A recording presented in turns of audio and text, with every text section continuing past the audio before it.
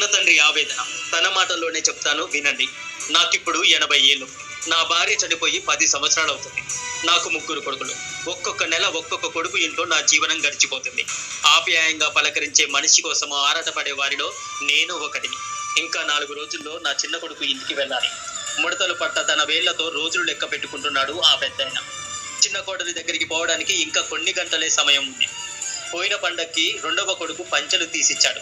అవి చాలా పాతబడిపోయాయి. పెద్ద కొడుకు కొనిచ్చిన కళ్ళద్దాలు పగిలిపోయి 3 వారాలైంది.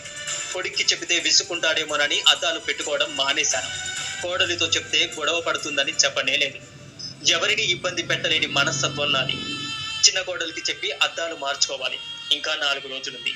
అందరూ ఆఫీస్కి వెళ్ళాక నా పంచెలు ఉతుక్కోవాలి. నల్లగా ఉంటే నా చిన్న కోడలు కోప్పడుతుంది. 4 రోజులు గడిచిపోయాయి. హాస్టల్ నుండి ఇంటికి పోయే పిల్లవాడిలా ఆనందం నాకు. కొడుకు బస్ ఎక్కించి వెళ్ళిపోయాడు. బస్సు దిగగానే నా చిన్న కోడలు నా కోసం స్కూటీ తెచ్చింది. నన్ను చూడగానే అద్దాలు ఏమయ్యాయి మామయ్య అని అడిగింది. బ్యాగులో ఉన్నాయి పదమ్మా అన్నాను.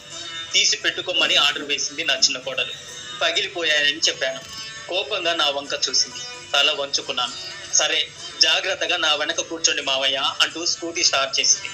నాకు ఇష్టమైన బాదం పాలు త్రాగించి అద్దాల షాప్ దగ్గరికి వెళ్ళి అద్దాలు ఆర్డర్ చేసి ఇంటికి బయలుదేరాం. దారి మధ్యలో ఇలా అంది. అందుకే మావయ్య మిమ్మల్ని ఎక్కడికి పంపడం నాకు ఇష్టం ఉండదు. ఆ అద్దాలు కూడా తీసియలేనంత బిజీ నా నీ పెద్ద కొడుకు అని మాట్లాడింది.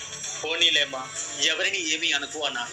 స్కూటీలో వెళ్తుండగా మావయ్య జాగ్రత్తగా కూర్చోండి, కావాలంటే నా భుజంపై తల వాల్చుకోండి. ఆమె భుజంపై తల వాల్చుకున్నాను.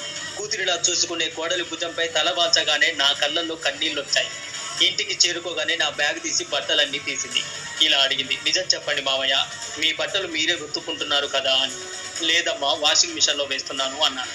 అబద్ధం చెప్పేసి తల వంచుకున్నాను. నన్ను ఒక టీచర్లా సీరియస్గా చూసింది. తల వంచుకున్న నన్ను చూసి పక్కున నవ్వేసింది. నా బాధ మీకు అర్థమవుతుందా మావయ్య? మిమ్మల్ని చూసుకోలేనంత బిజీగా ఉన్న వారి ఇంటికి మీరెందుకు మావయ్య వెళ్ళడము అని అడిగింది నా చిన్న కోడలు. ఇక్కడ నేను మీ చిన్న కొడుకు సరిగ్గా చూసుకోవడం లేదా మావయ్య? చెప్పండి మావయ్య అని అడిగింది. కోడలి 2 చేతుల్లో నా ముఖం ఉంచి వెక్కి వెక్కి ఏడ్చాను. నన్ను పసిబిడ్డలా చూసుకునే నీ దగ్గరికి ఎప్పుడు వస్తానా అని 1000 కళ్ళతో ఎదురు చూస్తున్నానమ్మా. మరు జన్మంటూ ఉంటే నీకు బిడ్డనే పుట్టాలని ఉంది తల్లి. ప్రేమగా నువ్వు చూసుకునే ఈ నెల రోజుల అనుభూతి మిగతా అన్ని నెలలకు సరిపోతుంది. నీ రుణం ఎలా తీర్చుకోగలను తల్లి? ఇలా ఏడుస్తున్న నన్ను ప్రేమతో ఓదార్చింది నా చిన్న కోడలు. కాదు కాదు, నా కూతురు.